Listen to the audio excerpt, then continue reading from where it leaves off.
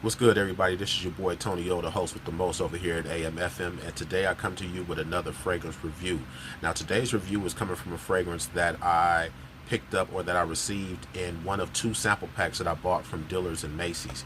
And before I get into what this fragrance is, I got to send a huge shout out to one of my subscribers, Charles Sams, who won the Memorial Day giveaway, which was a pack of samples that I actually had duplicates of in these two packs that I bought. So I took one of the samples out and I put the duplicate in one of the bags, and it ended up being quite a few in them. He ended up receiving that this past Wednesday. So a huge salute to you, my brother. Thanks for sharing the page, thanks for your comments, thanks for your subscription and the whole nine. And to all the rest of my subscribers, I ask that you continue to watch these videos. Share these videos on your social media pages, whether they be Instagram, Facebook, or whatever the case may be. But anyway, let's get into it. Today's fragrance is from the house of Thomas Kosmala, and the name of this fragrance is Après l'amour, which in French translates into after the love, or after sex is what they actually say online. It was a few different translations, but what I will say about this fragrance is it's very sexy, it's very rich, very reminiscent of Baccarat Rouge, which is what a lot of other fragrance reviewers are saying online. I didn't do a lot of research on this beforehand because I just wanted to be completely blind and caught off guard to it. I didn't want to expect anything in particular, but that was the conclusion that I came to, was that this is very reminiscent of Baccarat Rouge. I believe it's number 54 or something like that. 540, I'm sorry. Baccarat Rouge 540. And like I said, when I did my research a little bit and I saw a few different reviews from different reviewers online, they pretty much had the same sentiment. So what the elements in this particular fragrance is the top notes are lemon zest and bitter orange blossom. The middle notes are aromatic spices, and the bottom notes are musk and amber, which a lot of you know by now that those are notes that I really gravitate towards, is those bottom notes of musk, amber, sandalwood, cedarwood, and things along that line.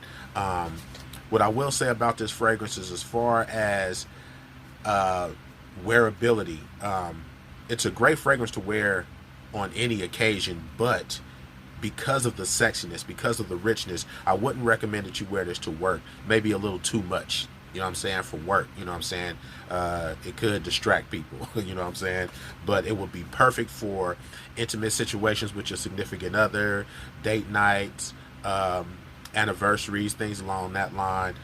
If you're single out there, Netflix and chill, perfect. Guarantee you're gonna be doing more Netflixing, or you know what I'm saying, than chilling. But yeah, this is a great fragrance, man. The longevity on it is at least, I would say, between 4 and 5 hours as far as projection and noticeability goes. But since the fragrance sits so close to the body, you'll be smelling this fragrance 8, maybe 10 hours later. You know what I'm saying?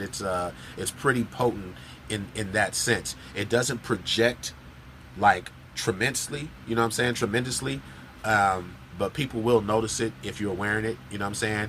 And it doesn't take a lot to get the fragrance going, you know what I'm saying. So you don't have to hit yourself in too many of your pulse points. You know, a good 4 to 6 sprays and you're good for the day, you know what I'm saying. The average this cologne, from what I've saw, is about average for the richness of this cologne. Some of the colognes, you'll notice when you're out there, that the ones that are just powerful, you want to pack a punch, they're gonna cost you, you know what I'm saying. This isn't a cheap fragrance that you're really going to be able to pick up on. And what I didn't realize at the time was Thomas Kosmala is actually a house of dupes. I don't know if they have any original fragrances, so to speak, but they have a lot of fragrances that well, at least from this one that I see are reminiscent of other fragrances that are out there, but for a little bit of a cheaper price point. So mid ground for this is somewhere between I've seen it as low as $85 and as high as $200 in your box store retailers like Dillard's, Macy's, and things like that. So it's worth the money regardless of where you pick it up. It's worth the money, and it's way cheaper or less expensive than your Baccarat Rouges and your the House of MFK and some of these other fragrances where the price points are up there, $400 and things like that. I saw something from the Mason Francis Kirchen house that does Baccarat Rouge. I saw one bottle the other day that was going for like $600, and they only sell that to people who are previous owners of Baccarat Rouge. So they got you in their database, and they know whether or not you even want to spend that kind of money. You know what I'm saying? So anyway, the longevity on this, like I say, you get about 4 or 5 hours out of the initial spray, but it sits so close to the body that you'll still smell it hours after that on yourself. It might not project as much, but it'll still be present for you.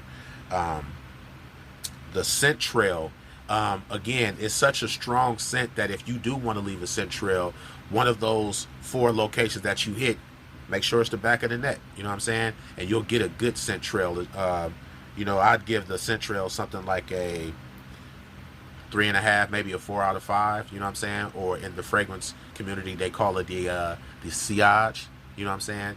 But overall, I would give this fragrance a 4.5, maybe. Yeah, I give it a 4.5. You know what I'm saying? But it's a great fragrance. I recommend it for anyone who's looking to pick it up. If you're a fan of the Baccarat Rouge, I would suggest you pick this one up as opposed to maybe another dupe. I don't know about some of the other companies and what their dupes may smell like in relation to the actual fragrance of the Baccarat Rouge. But like I say, I didn't know that this was a dupe house. I mean, a clone house.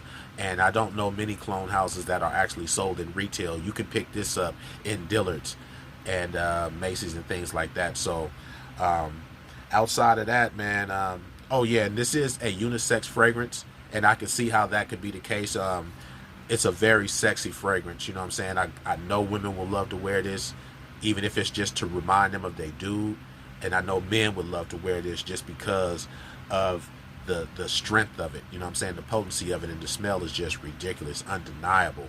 Unless I don't know what kind of nose you would need to have to not like this, but this is a great fragrance. It's right up my alley. I will definitely be adding it to my collection. You know what I'm saying? I'm trying to scale it down. I'm trying to scale mine down to at least about 20. I still think that's kind of a lot, but in regards to fragrances that are easier to wear or better worn in certain climates and certain times of the year, I want to have that variation. You know what I'm saying? I'm not going to be one of those wear one fragrance all the time type dudes. You know what I'm saying? Because I do a lot of different things. So with that being said, I want to thank everybody who's been watching these videos so far. I've been at this for about 2 months. I got a few subscribers, but nothing close to where I would like to get this. And I'm trying to build this platform to be so much more than just fragrance reviews. But this is just my entry into this whole podcasting space here. So until then, man, I'll catch y'all on the flip side, and I'll see y'all later. Peace.